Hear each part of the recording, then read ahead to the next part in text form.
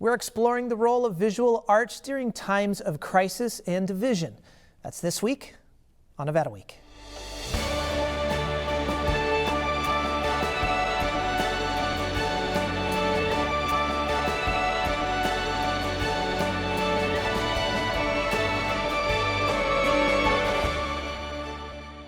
Support for Nevada Week is provided by Senator William H. Hernstat and additional supporting sponsors. Experts say that arts in general can be a source for comfort, strength, connectivity, perspective, and even health and healing, particularly during very difficult times. But of course, many of our local art staples like performing arts and culinary arts cannot be enjoyed from packed theaters, restaurants, or other gatherings because of COVID-19 restrictions. Well, we want to explore on this show how visual arts in and around Southern Nevada can fill some of these voids. Also, we'll discuss why visual art matters in larger COVID, racial injustice, and political divide conversations. And finally, where does visual art fit into larger discussions on sustainability and diversification during very tough economic times? Well, we'll explore this as well. Joining us for this conversation, please welcome Tony Manfredi, Executive Director of the Nevada Arts Council, Ali Haynes-Hamblin, Director of Cultural Affairs at the City of Las Vegas, Jerry Shefsick, Director of UNLV Galleries and Nevada Arts Council Board Member, and Yale Yendel, Scenic Artist. Well, Jerry, Yale, Tony, Ali, thank you so much for joining us. We really appreciate it. Such an important topic, and I wanted to come to something I mentioned in the intro. A lot of us, a lot of our engagement in arts, our access to arts is in kind of that culinary art side, the performing arts side, and of course, it's not that we cannot access those now, we just can't access them the same way maybe that we could have. And I wanted to go around our entire virtual table here and talk a little bit about how visual arts maybe can fill some of the voids that we've been feeling over the last year really at this point, but now as we're looking even in reopenings phases, where some things are going to be more accessible, but then other things won't. And yeah, let's start with you. How does visual art really kind of fill some of these voids for us? Well, I think the visual arts are very therapeutic and will get us through this rough time. I just recently saw an opening with the Mega Mart, which is the Meow Wolf exhibition at Area 15 here in Las Vegas. And it was great to see people, all enjoying art. And it's a great thing because it really, you can tell people want to get out and they're antsy from being home at quarantine. So I think it's a good thing. I mean, there are other art galleries that are in town that you have to go to virtually on your computer, and it's a good experience, but it's not the same as interacting with live art. Jared, let's get your take there. As Yale said, still, we're talking about visual art. The human interaction portion of this is still very, very important. The social interaction portion is very, very important. Let's talk about maybe the art itself and maybe the personal connections, the human connections you might make to the art itself here. Well, I see visual art as a one-on-one event or happening where the artist is making a statement or communicating something, and then the viewer comes to it with a certain understanding, a certain experience level, and they see something that resonates with them. Ideally, it's with the actual art, one-on-one with the art. There are a few spaces that are open in Las Vegas, but the next best thing, I think, is the virtual experience. I'm at the university at the Donna Beam Gallery, and we've put together 2 virtual exhibitions, one dealing with, the title is Justice, dealing with the problems and social ills that have been happening, and the other one is called 6 Feet of Art, as opposed to 6 feet apart. And they were open calls to the university community and anyone really who wanted to enter, and so we got quite a quite a range of work that dealt with those two questions. And so the artist has something to say, and the viewer has something to learn or something to see. So it's a communication between the two. There may be something that I didn't notice before or didn't realize, or yeah, that's how I'm thinking about things. So there's some sort of interaction that happens, either in person or virtually, if we, that's what we have to work with. So anyway. And I'm going to come back to both of those issues, talking about racial injustice and, of course, COVID in general, and how art could potentially address some of those areas, explore some of the personal connections there related to those two issues in just a sec. But Ali, I wanted to come to you and talk a little bit about the city of Las Vegas here. As Jerry mentioned, art related to racial injustice, art related to COVID, of course. There's a lot more applicability at the city level. Of course, one thing that has happened is we've seen murals early on with closures that form, but that's not the only form of art the city has been promoting here. Tell us a little bit about how the city is kind of integrating crisis and COVID with visual art. Yeah, so that's exactly what I was going to talk about with, how visual arts is really helping to bridge the gap between folks having a desire to get out of their homes and, participate in viewing art with, their friends, with other folks, and, having the Boards Up Downtown campaign through the city's grant program for hiring mural artists to paint the boards that businesses downtown have had to put up on their windows while they were closed, really gave folks an opportunity to get out of their houses, get on their bikes, start biking around downtown and taking themselves on a tour of all of the new murals that have popped up, but not just the new murals that came up with the Boards Up campaign, but also to really check out how much incredible public art there is throughout the city of Las Vegas and beyond. I have to say a lot of my good friends took their bikes all the way down to the Strip and biked around and discovered a lot of the public art that is around the Strip that you didn't really realize until that was really all that there was to see. And then, biking back to downtown and really taking in just how much art there is to see. And that's, one of the messages that the city really put out throughout our COVID lockdown was that, it's safe to get out and enjoy the fresh air, get on your bike where you have to stay 6 feet away from somebody else, you're going to crash. And it's been really wonderful to have that opportunity for us to really promote how much art there is downtown, how much public art there is going on. And the other thing that I wanted to mention was that as the Office of Cultural Affairs and Las Vegas Arts Commission, we have been able to move forward with some of our planned public art commissions, because a lot of the work that the artists do, you don't see it until they've finished it and installed it. But right now, there's a lot of artists who are working on fabricating sculptures and designing murals that they're getting ready to install.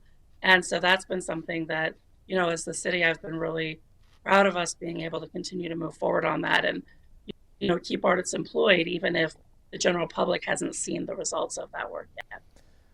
Absolutely, and let's mention also the murals on the closed buildings using the boards.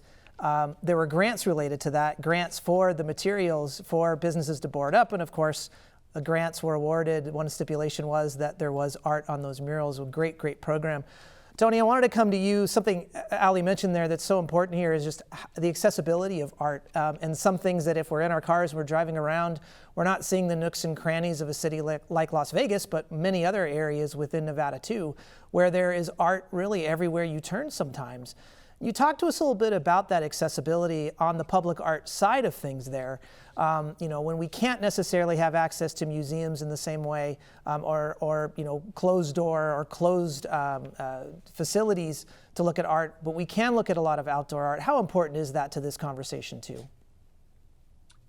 Well, thank you very much for having me and for putting all this together. And it's critically important. I think if anything, the pandemic has shown us all is how much we miss going to see performances, going to see visual presentations of art, and experiencing that together. And any opportunity that you have to go and drive around and see things, in that way. And I really love what Jerry says. It's that one-on-one experience there. It is important. And there's the health aspect of that, and just being able to experience that public art, in times like this, again, is really important. And I've been so impressed by, this word has been way overused during the course of the pandemic, but I will use it. The pivot that so many artists and arts organizations have made to adapt to this scenario. And it speaks to the creativity and the innovation that artists and arts organizations live and breathe every day, to find ways to get their work out and continue to build and create and provide those opportunities for the public to view.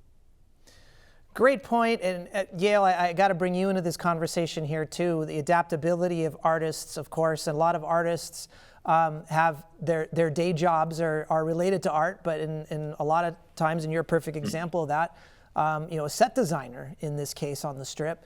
How are you personally adapting, and the art community itself, how adaptive have you seen artists becoming here in this last 10 months? Well, I have seen my fellow artists, professionals on the Strip, actually taking their time doing individual art, fine art, exploring more things that don't depend as much as the collaborative effort, which a scenic designer production crew has to deal with in putting up shows. It's been hard. I mean, going to the Area 15 the other day, seeing all the people, it was both sort of exciting and also like terrifying, because here you're in a room with hundreds of other people and you're like, I'm not used to this. So you try to find other things. The virtual thing is really interesting. A lot of the community theaters here in Las Vegas have been doing more virtual. They'll put on a performance which they can film, and then appeal to patrons directly and say, well, for $15, can you do this? A lot more fundraising things have been online, and it's very creative, but it's different in a way. It's just, you want it to get back to normal so you can have the regular interactions. Sometimes it's difficult. I've been out of work now 10 months, and I'm like, painting neighbors' houses, as sort of an outlet to raise money for my family. But it's difficult, but I think the arts survive. I think it's one of those things where, if you dam up this river, if the river finds another course, you will be able to, seek other outlets. And that's pretty much been my experience with it. Well, let's talk a little bit about bringing things back to normal. And there's a lot that we've been talking about of how visual arts can play many different roles, many multifaceted different roles here. And we decided to go and talk to one artist in particular, and also an instructor at UNLV, Frederick Bonin-Pissarro, who is displaying some of his artwork at a local gallery. Let's take a look. Art is one of the most powerful instruments humans possess. It amplifies voices across the ages. It transcends borders and skin colors and political divides. If you want to bring people together, you should talk about what people share, not how they're different. Painter Frederick Bonin-Pissarro creates positive images addressing our connectivity in a conflicted world. The way I work, ideas come to me. I'm not cerebral in the terms that I'm not a concept artist. Mine is abstract, meaning, and figurative abstract, meaning that when you look at my paintings, you can tell what it is. Okay, that's a profile, that's a face, that's a group of people, that's a skull. But it's not realistic. It's not. I'm not trying to copy. I'm trying to express something different. And he uses a variety of materials to express himself on the canvas. It's like the recipe for the fried chicken. I don't want to say. There's a bunch of secret in there. A lot of processes, a lot of layers. Starting on March 5th at 6 p.m., 22 of Bonin-Pissarro's paintings will be on display and up for sale at the Priscilla Fowler Art Gallery in Las Vegas's Arts District. It's going to be the body of work I created during the pandemic, treating with questions like speech, communication, togetherness. Few paintings about death, but in a good way, not necessarily. I mean, in our culture, death is seen as something negative. I see it as just a step. In addition to being a world-renowned artist, Frederick Bonin-Pissarro is also an arts instructor at UNLV. I give students a place where they can feel safe to be themselves, to express themselves without being judged, and to sometimes really find out who they really are. So it's not only it's a discovery with the media, with the work, but with yourself. Discovering oneself is an important step towards relating to others and the uncertain world around us. For Nevada Week, I'm Heather Caputo. Well, thank you, Heather. We appreciate that clip. And I want to go to something that Frederick said there right at the beginning. Sharing more of our similarities and our differences, such a big part of this conversation, particularly when, as we've already touched upon a little bit, the racial injustice conversation, some of the protests we've had over the last 10 months as well. But in addition to that, our political divide is something we haven't talked about. And of course, we've seen that in our recent elections. We're maybe divided politically more so than we ever have been before. And I wanted to go to that, Jerry. Let's talk about those exhibits that you have yourself and how those kinds of things are being expressed, particularly that sharing of how more we are connected than we are different. That's really important, that connection, because that's what we're missing right now, I think, is trying to connect with one another. And that's something the visual arts can do, like that one-on-one experience where I go and I see something and I have an empathy or a sympathetic response to it, or I understand. I feel your pain. I have a better connection with what's happening when I can see it through another person's eyes, how they're responding to it. This one exhibition that we did, a virtual exhibition, Justice, we got a wide range of work in that show, and it's available online through the Donna Beam website. And I don't know, it fulfilled a desire to connect with someone, just to be able to understand through their eyes what they see, and for me to maybe expand what I'm thinking or what I'm feeling or how I respond to a situation, as to, I don't know, just broadening my viewpoint. Ali, building off of that, let's talk about art itself and maybe some emerging forms of art or themes that are kind of developing and things like that, that is kind of that challenging to expand your thoughts, expand your comfort zones, of course, are things that we're talking a lot about. Are you seeing that in some of the art that the city is supporting? Well, most definitely. I would say as far as emerging art forms, one of the things that has certainly popped up over the last year in a huge way is digital art forms, and looking at, how do you meld, the digital with the physical world, and bringing in elements of artificial intelligence and augmented reality. And I think, exhibitions like Area 15 and Meow Wolf are really showing us some of the product of that really outside of the box thinking with visual art that appeals not just to your visual senses, but your other senses as well. And so I've been excited to see that. And for the city, we're really looking forward to commissioning some new work for some of our upcoming exhibitions that really challenge the way people interact with art. We have an exhibition that's coming into the City Hall main lobby soon that will be offer patrons an opportunity to experience an artist residency and literally walking through these small studio apartments that artists work within. And I think, for me, that's been one of the great things about what's happened in the world of art over the past year is that it's really brought into a mass market that, art is an avenue for expressing yourself. And as Jerry said, for understanding someone else's perspective. To me, art is the ultimate take the politics out of the conversation and insert the humanity, because it's all about the human experience and human expression.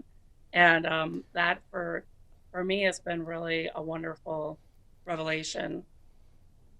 It's funny, you said take the politics out. Tony, I was just going to go to you and bring the politics in and talk a little bit about our legislative session and how art fits in. And I do want to talk about that, but I do want to come to you more specifically and talk about a big piece of what the Nevada Arts Council does, and we've been talking about it here a lot, is just being able to sustain artists and support artists in this way, very similar to the projects that Allie's talking about here.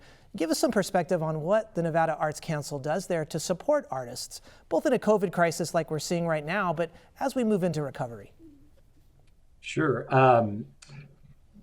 Well, most people know the Nevada Arts Council through our grant program, and so I can certainly lead with that. On a good year, we're granting out about $1,040,000 worth of grant funds to artists and arts organizations.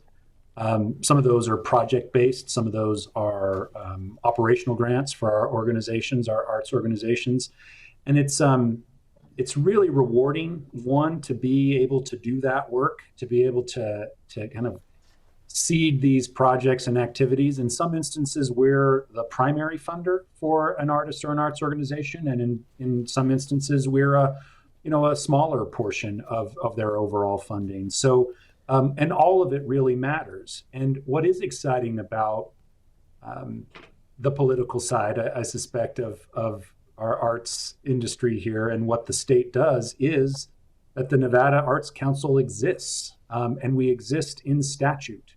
We were established back in 1967 to be a state arts agency, and the state back then in the language expresses that arts need to play an ever-increasing role, an important part of our society.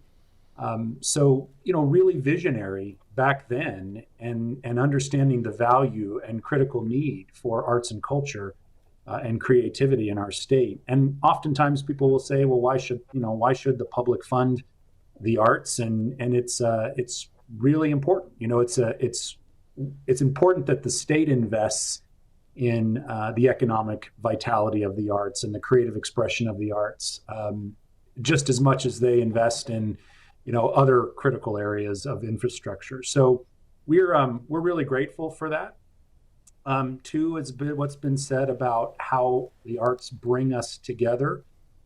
Talking on the legislative session, we can easily talk about the North-South divide. We can talk about the urban and rural divides that we have. And we look at it as a tremendous opportunity for our arts and culture and creativity industry to really help bring that together and open up those conversations. And that's has been as expressed here already, see how we're more alike than we are in our differences, and that we are one state, and we have these fantastic, opportunities and experiences that are out in Las Vegas, in Reno, in Tonopah, in Elko, that really define who we are in particularly unique ways, and particularly unique ways as it comes to international travel. So there's a tremendous draw and opportunity for us as an industry to continue to operate in that way. Yeah, really great points. You checked all my boxes on the political side of that thing, and potential, and specifically also, as you mentioned there at the end, the economic drivers here, bringing tourism in, but not only that, bringing new business in that wants to see art and culture thriving. Very, very important to new business coming into. We've got about a minute left, and Yale, I wanted to talk to you. we've been talking a lot about, the public accessing art. Let's talk about the public being involved in art. And if you are somebody that maybe has never dabbled in visual art, but maybe you do want to get involved because of that personal connection, because of that self-expression we talked about, give us a couple pointers here on how we can get engaged. What's the easiest way to do that? I think a lot of people are trying to connect with the public. The public is a little bit fearful about getting out right now, but once we beat this COVID, the arts are going to thrive again. And it's like Tony said, once we can sustain art groups and the artists themselves, recovery is going to happen. I mean, people are busting the seams to get to shows and to see art in public, like downtown Las Vegas. Yeah. I was shocked at the Area 15, how many people were there. Today was the grand opening for the Mega Mart, which is the Meow Wolf at Area 15. And you can see that there's a need for art, and that's one place I would definitely recommend to go. Well, thank you as always for joining us this week on Nevada Week. Now, for any of the resources that we've discussed on this show, please visit our website at vegaspbs.org/Nevada-Week. You can also always find us on social media at Nevada Week. Thanks again, and we'll see you next week.